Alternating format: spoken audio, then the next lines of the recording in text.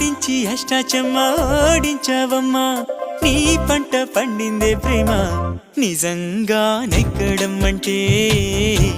ఇష్టంగా ఓడడం అంతే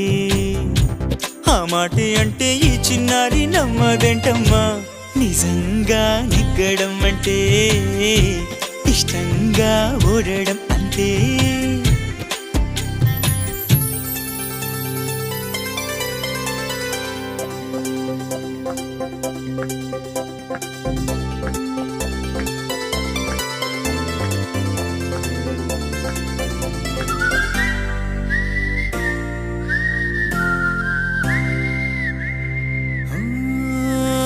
ఊరంతా ముంచేస్తూ హంగామా చేస్తావేంటే గంగమ్మ